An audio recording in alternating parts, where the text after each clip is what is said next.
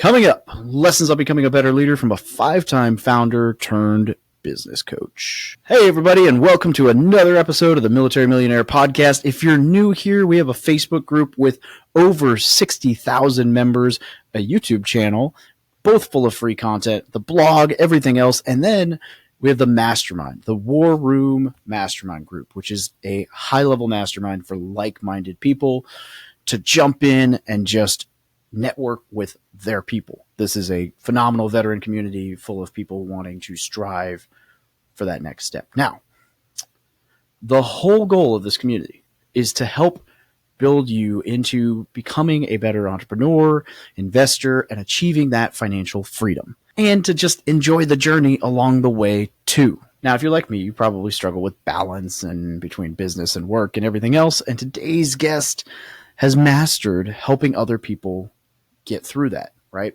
Now, he's also, if you're not familiar with this gentleman, his name is Peter Awad, and he has built a ton of businesses, founded over 5, and one of those is Mission Meats, which makes delicious beef jerky, by the way, if you haven't tried it before. Now, he mentors and coaches business leaders, and today he's going to share his secrets with us. We're going to cover things like the 70-30 tool. We're going to talk through things like the challenge support matrix, the 70-30 tool, which you'll learn more about, the questions you should ask yourself to find that higher purpose in life, and just some interesting stories about traveling the world in an RV, or at least the country, and why he does that and how he's been able to do that. So without further ado, let's bring in Peter right now. Peter, welcome to the show, brother. How are you today? I'm doing great, man. Doing awesome. How about you? Man, it's I think we were talking right before the show, right? Today has just been chaos, but the good kind of chaos. Lots of good things moving. So, Rad. No complaints other than I think the day should end at some point, and I should be able to catch up on other things. But it might not happen. No, it probably won't.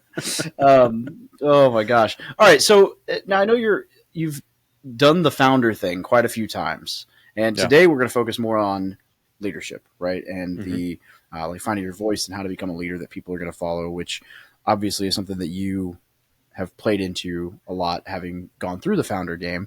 And I'm curious, at what point in your evolution through, your story was leadership something that just stuck out to you as like, oh, this is the key pillar and this is what I need to lean into to make some of these things successful? Yeah, I think learning a lot of the tools and resources I've learned as a leadership coach and like leaning into that and doing research and then reading books on leadership, you realize, and this is like what you and I were talking about previously, we're all in a leadership position. I just didn't know it. And a lot of us don't know it because we just kind of find ourselves in a place where we're either in a position of power because we founded a company, or everybody's looking at us for an answer and not realizing like that is leadership. We're also leading people at home, whether we like it or not, leading people in our community, our churches, and our groups, and our, around the water cooler, wherever it is that you hang out. Like we all have an opportunity and we're all in positions of leadership. We just don't know it's called that. But to specifically answer your question, David, I think that for me, it's realizing like why certain relationships didn't work out, and why certain businesses didn't work out, why certain situations kind of fizzled, why partnerships kind of fractured, and realizing it was you're in a position of leadership and not knowing it. But then on top of that, not understanding what I always say is like what it's like to be on the other side of you. Like we all think because we've been with ourselves our whole life that like we're really, really good and likable, and we say things right and our ideas are the best, right? Like, and of course you think your idea is the best. It's your idea. If you didn't think it was the best one, you'd have a different idea and you think that one was the best. And because you think your idea is the best, that means somebody else's idea is not as good. And because you think somebody else's idea is not as good, well, it doesn't have as much credibility. And then you poo-poo it. And then you don't look into it. And then maybe like, oh, well, maybe David's idea was better than mine, but I didn't want to hear it because I was so fixated and in love with my own idea, right? And so I think that for me, my journey has been realizing like there's what I like to call the shadow of your personality, the shadow of the strength. We're all really, really good at certain things, and we all have certain skill sets that make us world class or strive for excellence in certain categories. But sometimes we're overproductive and we're underpresent. Sometimes our families don't know who we are because we're so driven.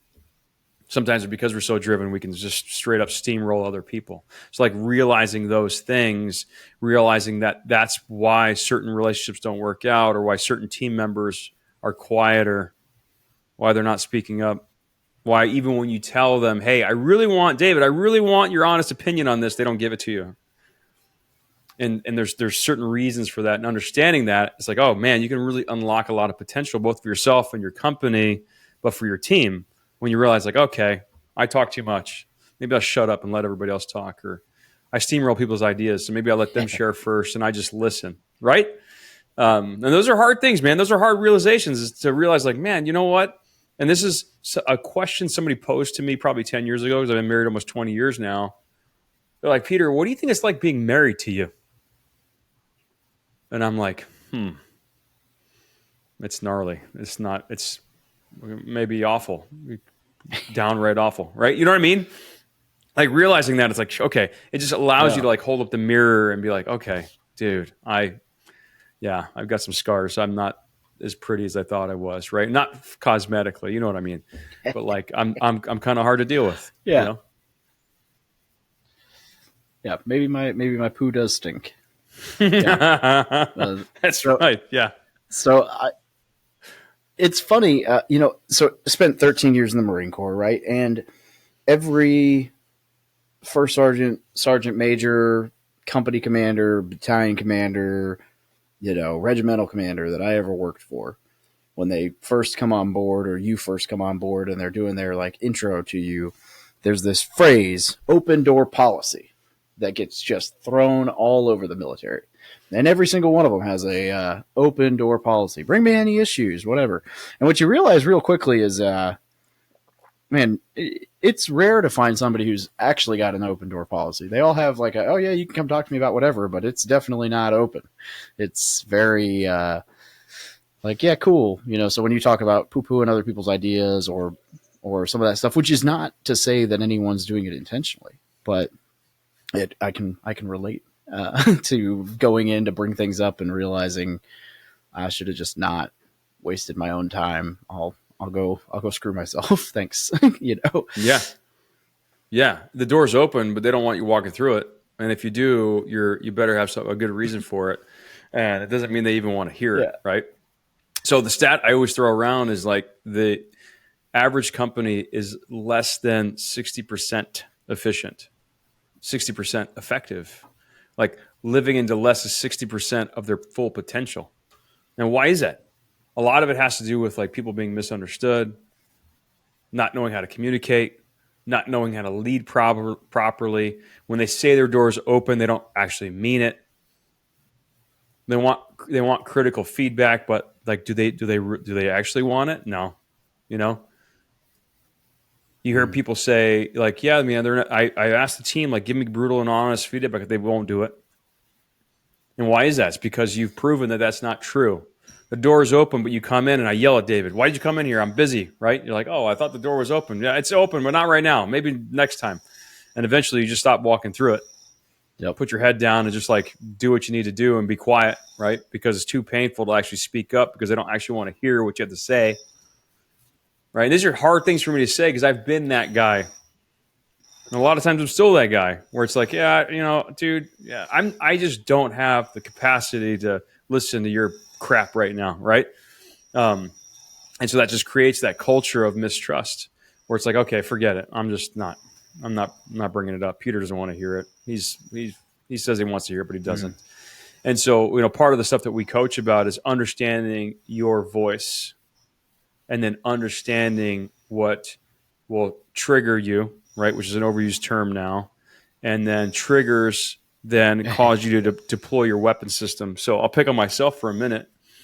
So the voices are nurturer, creative, guardian, connector, pioneer. And we don't have enough time to talk about what all those are, but pioneer is somebody who sees that they're future oriented. They're always vision casting. They like strategic vision. They like results. They like to problem solve, right? They're like, these are typically your founders. Not always, but usually. 7% of the population. So when I tested like that, I'm like, oh, look at me, I'm special, 7%. But then you realize like, no, that's actually not the best thing, because that means you don't communicate is the same as 93% of the population. Like 43% are nurturers, right? Nurturers are actually my nemesis voice. Nemesis is not necessarily a negative thing. It's more so like those are the voices I am going to have the hardest time understanding and being able to communicate with. So almost half of the population, 43% of the population, I have an incredibly difficult time understanding their worldview, how they like to process information, how they like to communicate. They're typically quiet. They like to think about the present. It's a bad thing. But what's cool about learning this sort of stuff is it doesn't give you a license to like be poor at communicating with those people. It gives you tools to understand like, okay, maybe let the nurturers speak first because they're quietest and they're least likely to speak up. They're probably just going to acquiesce to whatever your idea is if you let them speak last. Let them speak first. Ask them to raise their hand. Ask them to speak up and actually listen and process the information. And so like understanding that, I only communicate the same as 7% of the population helped me to understand the team better. But it also allowed me to understand what my triggers are. So my triggers are people that are threatening my vision, people that are wasting my time, people that I perceive as incompetent, right? Now, who are those people going to be? Could be maybe the guardian voice. The guardian voice is someone who likes to dot I's and cross T's. They're like more of like a controller or accountant, right? CFO, that sort of person, right? Bean counter, maybe, if you want to talk to them about it in a negative way. Yeah. I'm going to see those people as threatening my vision, right? Like, dude, why, David, like if you're a guardian, why are you asking me all these questions? Can't you see it? You must be incompetent, right? And you're not. You're actually trying to protect the vision. You're trying to see it through for the company. You actually wanted to succeed, and because of that, you're going to ask all the hard questions because that's the way you operate. That's your voice.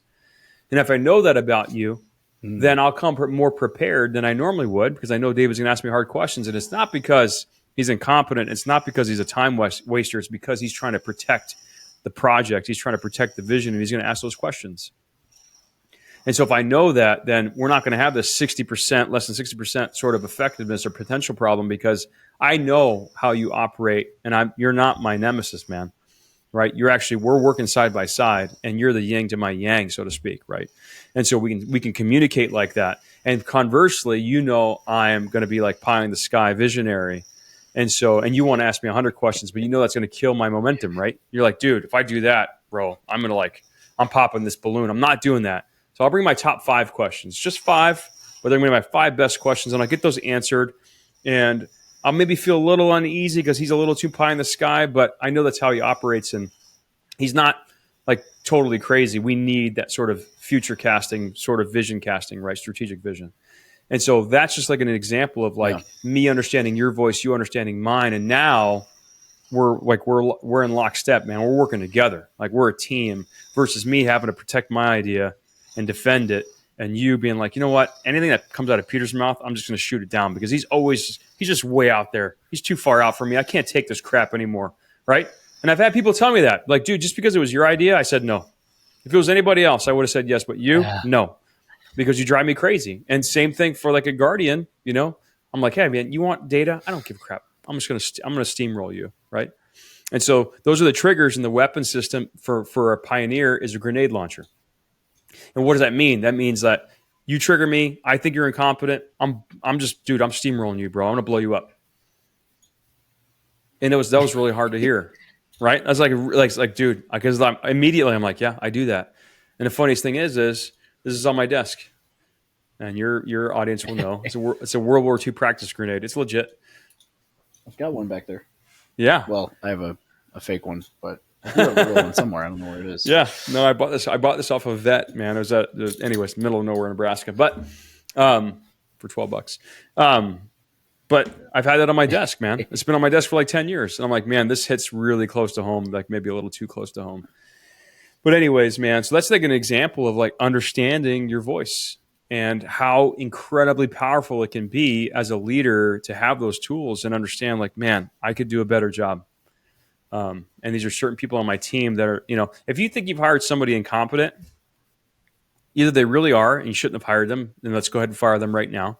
Otherwise, if you know you hired some smart people and you need to unlock their potential, it's time that you start figuring out who they are, how they operate, how they see the world, and the type of information they process and how they process, and start utilizing it. And the thing for me, what's really exciting about that, David, is like, think about the ROI on that. I mean, what's one of your most expensive expenses, right? Is payroll, man. It's people. And imagine if you can unlock all this Absolutely. latent potential that's there. It's already there. You don't need to hire more people. You need to unlock the potential that's already there. That's already in the building, so to speak. Yeah. I like that. I like that a lot. And I think it's, when you talk like disc profile and all these different tests, it becomes really eye opening to hear exactly what you're talking about. Where it's like, I I have not taken that specific test, but I'd imagine I'd probably ping as a pioneer. And I'm definitely, I mean, everybody's got a little bit of everything in it, but like details stress me out more than anything. I always joke with people when I'm doing like apartment syndications and being hit up for raises. I'm like, yo, give me a picture of the property and tell me how much money you're going to give back to me if I give you $100,000 in the next 5 years, just tell me that. If I want all the details, I'll look through them, but I don't want to sit through an hour long PowerPoint. I want you to tell me what's my return. Here's a picture of the property. Like I'll have questions if I got them, and I had a acquisitions guy who was so detailed and, like you said, never anything bad, but boy, did it stress me out. I'd be like, you know what? Not today, not now, later. I had to like set a timeline. I was like, anything before 11 a.m. that doesn't cost me $5,000, it can wait till 11:05. Like before 11 is my time. Nobody, because it was just like there were no rules about it, and I was like, oh my god, I can't handle all the questions and details and stress, and like I need my time. But we got to where we communicated through that, and it was like, look, dude, it's not that anything you're saying is bad. In fact, most of it saves me from making really bad mistakes, but it also stresses me out. So you got to give me time to do other stuff before that comes in. Otherwise, like the whole day is off because now I'm just chasing tail, or chasing my own tail, I guess. But yeah, or both. I don't know.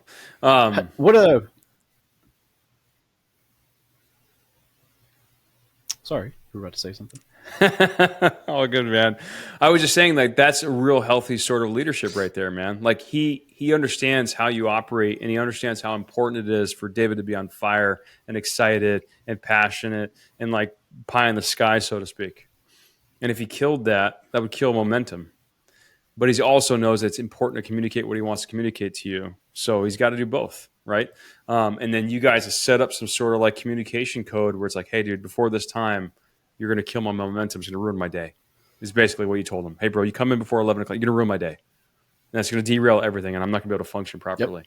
Yep. And you set up your mind to be like, all right, this guy, he's going to come in the afternoon. He brings me news. Sometimes it feels like bad news, but it's important news, and so I'm going to see this as very valuable, important stuff. That's exactly what I'm talking about, man. That's good leadership.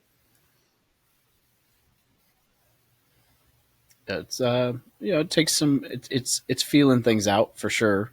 But it sounds like your leadership coaching, I hear a very heavy amount of empathy in the things that we're talking about. It sounds like where you're having to put yourself into their shoes, and that's not. I mean, that's easier said than done for a lot of people, especially like the high D, the drivers, where they often don't stop to smell the roses. It seems like.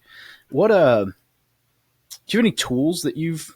I mean, it sounds like you're similar to my personality, at least in that kind of sense. So, like, what kind of tools or reminders have you given yourself to, like, help you remember to stop and smell the roses, essentially, with your team? Yeah. I think that it's keeping these types of toolkits out and top of mind, man. I think it's using them on a regular basis. I think it's like sharing the vocabulary with your team, right? There's a tool we teach called communication code, and it's a way to understand how and recognize how people like what their default communication code is. And so, just to give you an example, you've got some people on your team that all they want to do is critique all the time. Bring them an idea, critique it, right? And sometimes you can handle it, and sometimes you can't. And if you stop to ask yourself a reason why, it's because you're in a different mode than they are, right? If they're in critique mode all the time, and sometimes you're like, man, this dude, he just pissed me off today. Like, I don't know what the hell. Like, sometimes I can take it, but today I couldn't take it. And it's because you brought him an idea, and he thought you were bringing it and you wanted to critique. And you're like, no, dude, I'm not, like, this idea is not baked yet. I wanted you to come, like, clarify and make sure that you understand what I'm talking about. And then I just wanted to collaborate with you, bro. I just wanted to sit and like riff off the idea. It wasn't fully baked, and you just like went and you like shot it down, and I wasn't ready for that, right? And so that's one of the tools I've actually been using it at home a lot with the kids, right, and with my wife too. And the thing is, like, they did a study on this communication coach specifically with the teams that we coach. And most people, when they bring you something, the very first thing they want is clarify. And what does that mean? If I talk to you about something, the very best thing you can do, and this is sales tactic too, right? Repeat it back to me. Show me that you were actually listening. Show me that you understood what I was talking about and the reasons why it was important to me. Like, that's going to make somebody make them feel better than ever. It's like, oh shoot, David was listening, right? When someone, you know, that you can probably relate to that, and probably an example comes to mind of somebody who did that recently, right? We're like, dude, that person was really listening. They just repeated it right back to me, like, oh my gosh, like I feel heard. And I don't care about the most macho guy ever, right? Macho gal ever. When you feel heard, it's a pretty damn good feeling. And so most people, when they're communicating, the first thing they want is you to clarify. And then after clarification, you can then ask, say, hey, so, and I've done this with my wife. She didn't even know it. I brought it up to her later. I'm like, hey, I used this tool on you several times today, and it actually works really well. So I clarified. And then I said, hey, so why did you bring this to me? Did you want me to collaborate with you on this? Or did you want me to shoot some holes in it? Did you want me to just celebrate and show that, let you know that this is an exciting thing we should celebrate? Did you want me to just show you care? Like, basically just listen and hear you out? What did you want me to do? And she's like, oh, no, I was just hoping that we could riff on this together and maybe make this idea an even better idea. I'm like, oh, okay. And then that gives me license to then communicate and understand how she wanted me to communicate back to her. And I don't know how many times it's happened to you, whether in personal life or business, where right away you went to solution, right? You're like, and then that person's like, no, dude, you didn't even hear what I said. You totally misunderstood what I said. It's because you didn't clarify, right? And then furthermore, they're like, I didn't even want you. I wasn't asking for feedback, David. I just wanted you to listen to me, right? How many times we do it all the time. And so, just a long way of answering your question. It's like, I think that using the tools on a regular basis allows me to then continue to level up my leadership and my communication by just keeping them top of mind and making it just second nature. And the more you use it, the more you're like, it just becomes a habit. So that's what's worked for me anyways. Because I naturally just like they, on the 5 voices, for the pioneer, they say, watch out for pioneers because they lack sensitivity. They can be unwilling to listen and perceived as arrogant. And I'm like, oh, that's spot on, right? And so that's totally true. And the only way that I'm going to get past that, bro, is by continuing to use the tools. And we're fairly dumb creatures. Like I need repetition, man. I gotta do it over and over and over again. Yeah. It's interesting how similar that is to, and this is the cool thing with like leadership, right? Is it all cross pollinates. So you're talking about asking, hey, do you want me to clarify, poke holes, whatever? That would be a great way for somebody to approach me, because you're absolutely right. There are times I bring out ideas and I'm like, just shut up. Like, let me enjoy my idea. This is not done. This is good. I don't need you to ruin it. But That's it's right. Funny, like when you talk cross-pollination, man, what you said about that, just all I could think of was the quote from my marriage counselor at one point, where it's like, I need you to sit there and I need you to ask your wife, do you want me to listen or do you want a solution? Because I'm exactly the same way, right? I'm your typical guy fixer or whatever, where it's like, but the answer's right here. Why don't you just let me do this? Like, this is the solution. And it's like, sometimes I just want to listen. I want you to listen. And that's hard to remind myself of. Oh, it's hard, man. It's hard because we are fixers. Like we see a problem. Let's find a solution. Let's go. We got to move on, right? Like let's go. And you know what's interesting, dude, is that if you, in this specific example, just let the other person speak, and you understand that they just want you to show you that you care and be there. A lot of times, then they'll like just suss out a solution on their own. Which, as a leader, dude, in a business, to allow them to own the solution and it be their idea, that's it's a massive feeling of empowerment. But now you're creating another leader within the organization. And part of what we do in our mantra is becoming a leader worth following, right? A leader somebody wants to follow, not have to follow. But then people that are leaders worth following, they then start creating other leaders worth following, right? Because this just starts to like ingrain itself in the culture of your business.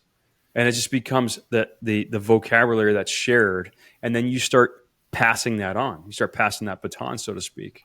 And so, yeah, letting someone just speak it out, showing that you care, clarifying, and then it becomes their idea. I mean, it's an incredible thing, but it's difficult for some of our personalities. Yeah, absolutely. So there was a big podcast you were just recently on, Better Life, right? Yeah.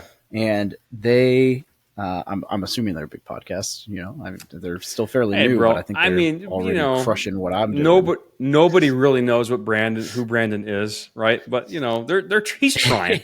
At least he's tall, Yeah, right? Yeah. This bearded guy on Instagram is he's got a little momentum. I love Brandon. That's actually that Brandon and Alex are how we got connected, which is awesome. Yeah. In there, you guys touched on there was an audio clip or a soundbite that went out on social media talking about one of your tools, the 70-30 tool, and I wanted to ask you about that and see if you'd share a little bit about that with the audience. Totally, man. This tool hit me kind of hard, dude, because I was saying earlier that there are certain things I've learned now, feeling like I'm older now, where I'm like, man, if I would have just known that's what this was called, or this tool existed, or this thought process existed, I would have saved me so much pain. And so 70-30, I'll explain what it is, and then I'll tell you kind of my anecdote and kind of how it applied to me and how I've seen it play out in my life even before knowing that this tool is a thing. So the 70-30 principle is that you should spend 70% of your day on your unconscious competence. Now, what is unconscious competence? Those are your natural strengths. Those are activities that you find energizing. And the reason that they're an unconscious competence, they're just like, this is how God made you. They're ingrained in your DNA. They're just what comes easy. Like people come to you and they ask you for advice on this specific thing. And you find yourself learning and becoming better at it without even trying, right? It's like my kids in music. I don't have to ask them to practice. They're just practicing all the time because they just love it. And it's just a natural gift of theirs, right? The 30% is on your conscious competence. This is what you have to be consciously competent about. It means you have to really spend the time, dedicate the time, commit the time to be better at these things. And they're draining for you. They're something that you got to learn to be better at. It's like sitting and listening to your bean counter or whoever this was that you brought up, right? Your deal finder, deal analyzer. You had to learn to be better at maybe analyzing deals, but also listening and talking with him and like doing the thing that you just don't want to do. Now, 70-30 is found to be the sweet spot of the unconscious competence to conscious competence ratio. Now, why is it not 50-50 or 99-1 or 90-10 or whatever? And I'll tell you the anecdote and kind of how I've seen this playing out in my life. I don't know about you, but if I'm like super lopsided, let's say I'm 30-70, I'm spending all this time on super draining, tedious tasks. And for me, that would be like analyzing spreadsheets and dealing with accounting or dealing with accountants or dealing with lawyers, just really tedious stuff. It will ruin my life. Like I will hate my life. I'll hate what I'm doing. I'll just get super pissed and just depressed, really. So what do? I'm like, screw all this stuff. I am abdicating responsibility. That's not the word I would use, but that is what I've done. I'm abdicating responsibility. Just give it to John or Joe or Jane. Just make it go away. I never want to see this crap again. I don't care if it gets done. I don't want to ever see it again. Don't talk to me about it, right? Mm-hmm. And I'll go 99-1, right? You're nodding, you've done it. So we've all done it. Yeah. So then you go 99.1, right? And you're like, My life inbox. should be, it's your inbox. Yeah. So it's perfect. So it's perfectly timed example. And so, dude, you do that, and then your life falls apart or your business falls apart. And you're like, what's happening? I hated life before when it was 30/70, but now it's almost worse. It's like the wheels fell off. And they did because you've abdicated responsibility for things that really, you don't need to be spending a ton of time on it, but you needed to be better about it. You need to understand it. You need to learn it. You cannot abdicate. Yes, you can delegate, but it needs to have specific support challenge, which I'll talk about in a minute. It's another tool we really should touch on. And that's the sweet spot. That's what keeps you in the game. That's what allows you and requires you to get better at the things that you're not naturally gifted at, but they're just like the cost of doing business. Like, you need to know how those things work. You need to know how the sausage is made. You don't need to make the sausage, but you need to know how it's made, and you need to monitor, right? There needs to be some sort of scorecard, and you got to have the meeting to check the metrics on the thing you don't care about. So that's what the 70-30 tool is. And for me, it was really powerful, man, because it's interesting how simple we can be. It's when you tell yourself, yeah, this is just my 30%. It's totally different than feeling like you're in the mire or in the muck and you're like, how did I find myself here? Oh my gosh, why am I analyzing deals again? Oh, my life sucks. And you're like, no, this is just your 30. You're like, oh, this is just my 30% time. Okay, no big deal. Like, this is not what my life is, and this is just my 30%. Okay, cool. Right? And then now like there's a light at the end of the tunnel. It's just this part of your day or part of your week that you spend doing the 30 that lets you do the 70, right? The unconscious competence. And when you frame it like that, then it's like, okay, no big deal. Yes, I have this 1:00 call with this guy you mentioned every Wednesday, and it's necessary. It's part of my 30, and we'll do it. And I'll grin and bear it. It's not a big deal. It's not the majority of my day is energizing work. That's okay. A little bit of draining. It's necessary. And so that's what the 70-30 tool is. I like that, because you're absolutely right. It's way too easy to burn yourself out telling yourself you've got to do all these things that aren't your strengths. But on the flip side of that, if you never do any of that stuff, like, are you growing? Are you, what are you actually working on? You can just kind of get lost in the sauce, as I like to find myself.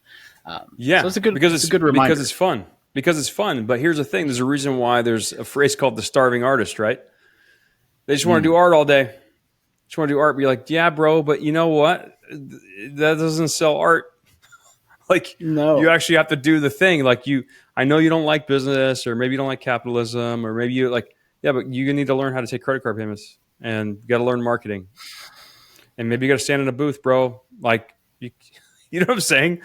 And so that to me is like a real kind of, it's a real world example of being totally lopsided and not doing the hard stuff. Yeah, that makes sense. Man. Yeah, I'm gonna have to use that one. All right, so there was another tool in there, and I slipped the mind. You mentioned it, and you said we needed to come back to it. Support challenge. I'm so glad that you remember that. I repeated it to myself like 7 times, like, don't forget that. And then as soon as it came time to ask the question, I was like, there it goes. We're gone. So yeah. Well, let me see if I can do it without the visual, right? So just imagine you got a y-axis and an x-axis, right? And on the x is challenge. So it goes from low challenge to the left. You got it. Low challenge to the left to high challenge on the right. The vertical, right, the y-axis goes from low support on the bottom to high support on the top. And so in the top right quadrant is it's being a liberated leader. And a liberated leader has high support, high challenge. That's a culture of empowerment and opportunity, right? Bottom left, low support, low challenge is abdicated leader. Bottom right, high challenge, low support. That's a dominant leader. That's fear and manipulation, right? It's just asking people to get it done. And then top left is all support, very little challenge. And that's a protective leader. That's someone who's, they create a culture of entitlement and mistrust. The reason this is such a powerful tool, dude, is that what it comes down to is most people don't know how to bring challenge. And they feel like that's supposed to look like a bunch of conflict, super negative, very difficult, just an unpleasant experience. And so they become a protective leader. And a protective leader is someone who's bringing the support. They're not bringing the challenge. It's like, David, yeah, okay, you missed the deadline. That's okay. Do you think maybe Tuesday? Okay, let's try for Tuesday. And David keeps missing it. But he never knows that he's really pissing off the founder or the company, right? So you got a contractor, drywaller is not making it. You just keep letting him miss the mark. But then when it comes to the next project, you don't hire him. That's the culture of entitlement and mistrust, because he feels like he's doing a good job because David keeps telling him he's doing a good job. And he's doing okay, but he didn't get the job. He didn't get the next project. And he's like, all right, well, man, I don't know if I can trust David. He's telling me I'm doing well, but he's not hiring me. What's the deal? And it's because you didn't know how to bring challenge to him. You didn't know how to tell him, like, hey, dude, you keep missing the deadline. So is there something can I communicate it to you better? Is there something I'm not, like, is there something getting lost in translation here? Like, we really needed it done Friday, and Friday keeps coming and going and it's not happening. What do you need from me in order to make sure we're hitting the deadline? And you're just letting them know, like, hey, I really like you, but I can't afford to keep missing deadlines. And so let me know what you need and we'll figure it out. Or maybe I'm just not the right client for you, and bring in that challenge. But a lot of us don't know how to do it. We're either passive aggressive or we don't say anything. We just don't hire them again. And so that's being a protective leader, right? And so here's the thing, man. I want to hear what you have to say. Here's the thing. We're robbing us of an opportunity to take a B player to an A player. But also, guess what's going to happen? Next project, got to find another freaking drywaller because the last guy didn't cut it. But you didn't give him an opportunity to cut it, right? Now, you communicate that to him and he still doesn't show up. Yeah, then you fire him. You know that you've done everything you could. But a lot of times we don't do that. We're just like, oh, yeah, it looks okay. Here's a check. And we're like, never hiring that guy again. But you didn't tell him. And so we're robbing ourselves of a relationship where you could have used that drywaller over and over and over again, right? Now, there's a lot of people out there that are like, oh, well, the freaking guy, he should know how to run his own business. Yeah, I know. He should. But some people just don't know how to do it. And they need a little bit of a nudge, right? And those become your A contractors and they're married to you for life. They're like, dude, anything David needs, man, he gave me a chance, right? He taught me how to operate my business. He taught me how to level up. And now whenever he calls, I'm dropping everything and I'm coming to him, right? And that's an idealistic way to look at it. Now, the other thing is, and that's why they become liberated, right? So you bring them support and challenge. You empower them, you give them opportunity, and then they become liberated. And now, like, they're another liberated leader. Now, for the folks that are dominating, they bring all challenge and no support. They're just like, hey, dude, why do I need to explain it to you? Like, you're the drywaller. Get it done. Figure it out. They ask you a question. You're like, just figure it out. That's what I hired you for. But not everybody understands that. Not everybody has the same sort of level of challenge or support that they need, right? So you got to calibrate to that person. They may need a little more hand-holding. They may need a little more explanation. Maybe your drywaller's a guardian, and he needs like all the I's dotted, T's crossed, but then he's going to do an incredible job for you. And so understanding how to bring proper support and challenge to each individual is how you have an opportunity to really liberate them, and those become your A players. Why are we laughing? Man, I was laughing because you got me right in the gut there with your. So I'm on the disc profile, right? I'm a 99I. I'm the influencer personality, and what that means is that challenging people is goes against like every part of my internal clock that is like, but Dave, you really deep down you want everybody to like you. Mm-hmm. Oh, but Dave, you've got to, what are they going to think if you call them on their BS? But Dave, and I have had to overcome that. And the funny thing is, when I first started learning to overcome it was in the Marine Corps, and I swung way too hard to the other side. It was like, I'm so uncomfortable with like not even conflict. I don't mind. Like if there's something wrong between me and a friend, I'm the first one to pick up the phone, call and fix it. But like challenging an employee or a subordinate or whatever and be like, hey dude, like I am so guilty of what you just said, where it's like, I'm just not going to hire that guy again. And that's what I was laughing about. But then I think like, man, when I first started kind of learning this stuff, I swung so far to the other side that I remember just like, it was like screaming at people in the barracks about stupid stuff. And then I'm like, wait a minute, this is not me. And this is definitely not balance. What is this crap? So I've never heard it explained with the challenge and support. matrix, and that's a really simple like visual for exactly what I think on one of those axes everybody struggles. Yes. Yeah, man. And the thing is like different relationships we do, like we might dominate a certain person in our category or in our sphere. Another person we might protect too much. We might abdicate. Like for you, if you're not interested in the books, you abdicate to the bookkeeper. You're like, man, I just need to know that you're doing it. But like otherwise I don't ever want to hear about the books again, you know? And so different people in different scenarios in your personal and business life, you're going to treat differently. You might not be totally dominant with everybody if you're a dominator.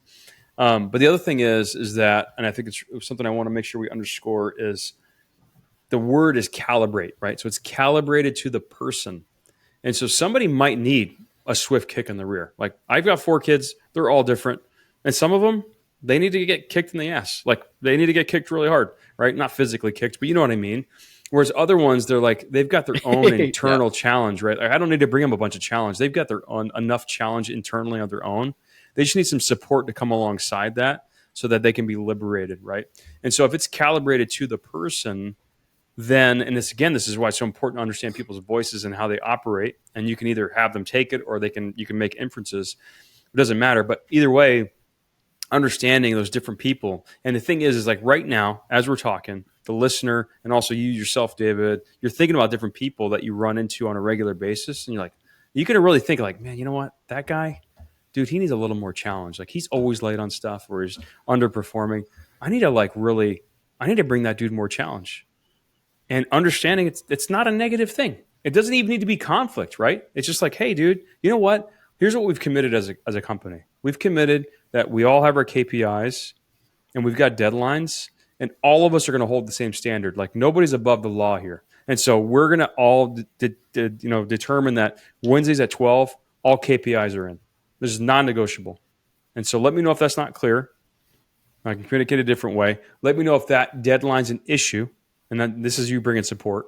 And then we can figure out why that's an issue so we can overcome it because it's kind of a non-negotiable, man. Noon on Wednesdays, this is when KPIs are in. And then when he's late, then you're like, hey, dude, we're gonna have to write you up. I don't know what to tell you. Like this is the deal. And then just know like David's not messing around. Now this is a culture shift and it doesn't happen overnight. So if you're in a person's in a situation where they're used to not bringing any challenge at all, I mean, it's going to take some time. And they're going to have to realize, and it's got to be reinforced, like, oh, okay, dude, he was serious. He is not messing around. Like, he actually is going to hold my feet to the fire. So. Yeah, I think that's really good. All right, so there's one other thing that I wanted to ask you about, and then, then we'll get to something a little bit fun at the end, probably. I'm curious about, like, with all this leadership piece, right? There's a whole lot of, there's all kinds of stuff that plays into it. One of the things I think that keeps men specifically going, but it applies to everyone, but especially men, and I think it's really, really critical in, what, especially for service members when they leave the military, is finding their purpose, right? If you don't have a purpose, men just struggle. Everyone struggles, but men specifically without a purpose just kind of flounder. And the veteran community has all kinds of mental health issues with guys retiring. And I think a lot of it stems from losing their identity and or their sense of like purpose when they leave the military. And I'm just curious, with all the leadership stuff, is that something you have experience helping people kind of sort out like what they should be doing? Yeah. So there are many tools, but one of the offerings that we have is called an intensive, and we'll actually spend 2 days together. And what we work through is your story, and so that's your nurture, right? It's like your timelines and the inflection points, both positive and negative, what they were and what they mean to you, and understanding kind of how that's affected you. And then your voice, which is your nature, man. It's just like how you were made, right? It's like your DNA. And then we talk about choice, and choice is kind of like how those two things have affected you and what you're going to do about it. And the reason that those are important, they're foundational because we make a lot of decisions that are knee-jerk and natural to us, but they're informed by those two things. And, for me, going through my own coaching journey, as being coached, I wanted to know like what the monkey was on my back. And I remember my coach, Mike, was asking me, he's like, dude, what do you mean? So what is it? I go, oh, I don't know. I've been carrying it so long. It's like body weight, man. It's like an appendage.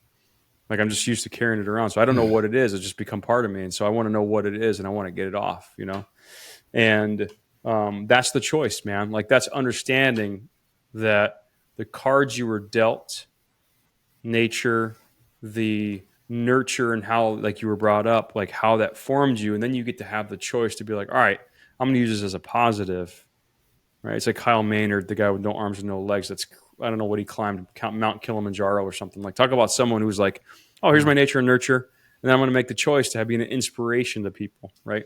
And so we work through that. And then we start talking about your rhythms and all that. And so inevitably through that process, you really get to know like who you are and how you were formed and how your situation formed you. And you start to tease out, man, these superpowers. And again, on my journey, it's just teasing out the superpowers because the quote that I'm always sharing is from a good friend of mine, Zach. When you want to find your purpose, he's like, there's 3 questions to answer. Very simple, but yet difficult, right? What are your superpowers? What do you want the work to look like? And what do you want the incentives to be? Answering those 3 questions will allow you to be on the path to your purpose. Now, are you going to find and be perfectly aligned to your purpose? Maybe. Maybe not. Maybe never. But you'll be much closer to your path, on your path to purpose than you would be otherwise. Because you need to know, like, what are you good at? And the thing is, you said the word identity, which is key, David. And this is a thing I got to remind myself all the time. Military is not who you are. It's what you did. That's not your identity, dude. Yeah. I'm a founder. It's not my identity. Identity is way deeper than that. This is a vocation, right? The job, that's not who you are. You're military. Yeah, cool. That's what you did. That's not who you are, right? And so digging several layers deeper, it's like, no. This nature-nurture choice put you on the path to be in the military, and now you're not in the military, but you're still David. You're still a military vet that's listening, right? Like, that's not who you are. And that's the thing. Like, guys, they lose their job, they lose their profession, they retire from the military, and they're lost. It's because they were all wrapped up. They thought their work was their identity. It's like, no, that's your profession, dude. That's part of why you were put on this earth. It's not the whole story. And that's something that you really got to like dig into. And the thing is like once you dig deeper and you start to learn these things that I just talked to you about, then you're like, oh, these superpowers could be in the military. Superpowers could be in XYZ industry, It's like Leif Babin, right? And Jocko Willink. Like these guys they're coaches now. Would you ever thought like, who should be a coach? A SEAL. No. Right? But it's these guys had superpowers. The superpowers were really great in the military. Superpowers really great in business and leadership, right? And so getting those superpowers, man, and then taking that and being like, all right, what do I want the work to look like? And not having to answer that question right away, but once you see the superpowers, you can't unsee them, and then you start to be like, oh, shoot. It's like the example I always use is like, when you decide you want to buy a red Jeep. I don't know who wants to buy a red Jeep, but if somebody wants to buy a red Jeep, all of a sudden you see red Jeeps everywhere, right? They were there the whole time. You're just noticing them now. So you find those superpowers, dude, and then you're like, all right, now I start looking out for jobs that use those superpowers, and you'll start to find work in industries you never even considered. And you figure out what you want the incentives to be. Maybe it's pay. Maybe it's flexibility. Maybe you want to travel. I don't know. Doesn't matter. But like answer those 3 questions, and that'll help you figure out what your identity is. And then it'll open up a ton of opportunities you didn't know existed, probably some of them right in front of your face, where you can flex the same muscles that maybe you didn't even put words to, the same muscles that you utilized in the military, you can utilize in other places. And maybe even for like even more fulfilling, even more purposeful. Maybe not, I don't know. But that's how I approach it, man. I think that's huge. I think that's a great answer, and I agree with you on the identity piece. Like that was the thing I had to to remind myself. Like yes, David, you are a Marine, but you are more than just a Marine. Yeah. Like, that's not who you are. That's your occupation. But the Marine Corps does such a good job of, especially out of all the other branches, right? Like the identity and the purpose and everything, like being tied up. Like instead of being, if you're in the Army, you're a soldier, but if you're in the Marine Corps, you're a Marine. And like there's this whole identity thing where they're like, you're a Marine, you're a Marine, you're a Marine, you're a Marine. And then you get out and you're like, all right. But also, shit, who's Dave? I'm Dave. Yeah, crap. What is, I spent 13 years losing my personality. Who is Dave? Yeah, it was a very weird shift. And it's one that I know every service member goes through, no matter how prepared they are when they leave the military. It is a culture shock. And I think that those tools are like, that's going to be super helpful to a lot of people. But I'm glad. All right, I got one more for you. Ready. How the heck do you find time to travel the world? I mean, I say travel the world, but I mean, like, you founded five companies. Yeah. Leadership coaching. Obviously, you're not a bum. You're a busy dude. Yeah. And from what I remember, you traveled the world in an RV, or traveled the U.S. in an RV this year. Well, it wasn't this year. It was several years ago. But I mean, dude, I've always worked remote, and so I'm not good at very many things, but being efficient is one of them. I also, I'm married almost 20 years, 4 kids, and we've homeschooled, and so it's not the life for everybody. But we have traveled a lot.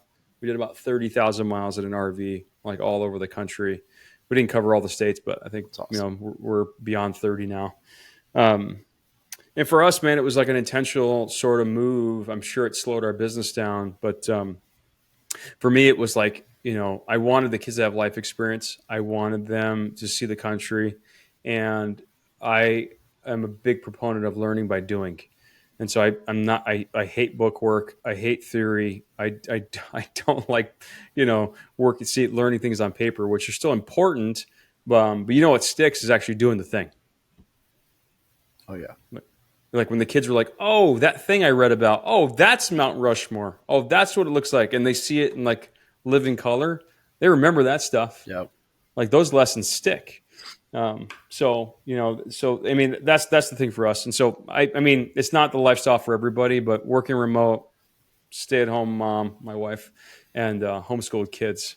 So that was a recipe for getting in a van and cramming all of us in like sardines and seeing a bunch of states, dude. I love it. I was homeschooled all but one semester, and nice. We got to do. We didn't RV, but we did a lot of road trips, a lot of camping. It was good times. It was a lot of good times. Yeah, for sure. It's good memory. Anything that we missed that you think we should have covered? Dude, here's the thing. Like, we're talking a lot about coaching. We're talking a lot about tools. I think the last thing, and something I wish I would have learned a long time ago, but the value of having a trusted advisor. Someone that you can bounce ideas off of, that it doesn't have all of the emotional attachment, that can point to the thing that you're doing that's dumb and say, hey, dude, that's dumb. Or I don't recommend that. Or have you thought about this? And ask you the hard questions. I want the listener, especially like the business owners that either are starting up or they've got some success. Make sure you've got a trusted advisor or 2 or 3. Maybe have a board. It may sound like something that's too big for your britches, but it's not. Over the last 10 years, I've had several folks that I can point to as trusted advisors that can call me on my BS. You've got your no BS sign behind you, right? So I think that, right, nice. I just think that that's immensely undervalued. And the thing is like the personality that starts a business typically thinks they don't need that. Or they don't want their idea to be, you don't want holes pointed in your, poked in your idea. Yeah, you don't want it. So you're not going to ask for the advice, because then you won't get the advice that you don't want to hear, right? Like self-fulfilling prophecy or something. But you know what I'm saying? And so like, I think Absolutely. Just have somebody in your corner where you're like, hey man, you can call them and be like, hey dude, is this stupid? Like, dude, try me on this, punch some holes in it. And the idea of strong opinions loosely held, right? So I think it's an Andreessen quote. And they're, I'm sure I'm quoting the wrong firm. It doesn't matter. There's like 6 or 7 of them. And their whole mode of operation was like, hey, Peter brings an idea. All 6 of us, whether we love it or not, we're going to act like we hate it. And we're going to punch holes in it. And Peter's job is to defend it. And if he's not willing to defend it, he must not like it that much, right? So I think like the power of having people like that in your corner, they're going to call you on your BS, punch holes in it, ask you hard questions, can save you from a lot of it's Keith Cunningham. What's that stupid book called? Dang it, The Road Less Stupid. And he's like, people like that, they're going to ask those questions. Yes, and they can save you from what he calls the dumb tax, right? I would like to pay a lot less dumb tax, please. And so those are my parting words, man. I think just have, get someone. If you don't have an advisor, it doesn't have to be something formal. It doesn't have to be paid. Just have someone you can call that you respect, that you think has the street smarts and the wisdom to share, that can just like call you on it, man, and maybe talk to them once a month and be like, hey, this is what I'm struggling with. These are my roadblocks. These are my impediments. These are my obstacles, and have someone in your corner that can help you. It can be a coach, can be an advisor, can be formal, can be paid, can be not, whatever. But just have that person. Yeah, that's huge. And where can people get a hold of you? I've got a free resource. They can go to petergift.com. And what is that thing called? It's like petergift.com. That's easy. Well, it's easier than, so the business is called Whitestone Coach. But that'll take them there, and 5 ways of becoming a better leader overnight. So I've got that free resource that we put together. Otherwise, you can email me, peter@whitestonecoach.com, and we can talk, man. But I'm just glad to be here, man. I appreciate it. No, I love it. This has been great. I've loved getting to talk to you a few times over the last couple months, I guess it's been a couple months. Yeah. Yeah. And, the one thing I leave everyone with is I've not been really good about the outro piece, but if you're not in the Facebook group, you should be. It's a bunch of free education and information. But more importantly, if you've been on the fence about the War Room Mastermind, right, Peter's going to be coming to speak to us here in the very near future. And that is just wanted to show, kind of the level of people that we bring in and that community. So that's going to be, if you wanted the opportunity for, actually being able to ask questions yourself and get feedback and everything, that's the place to be. And so I'm going to leave with that and say, Peter, thank you so much for joining us today. Thanks for having me, man. It's been fun.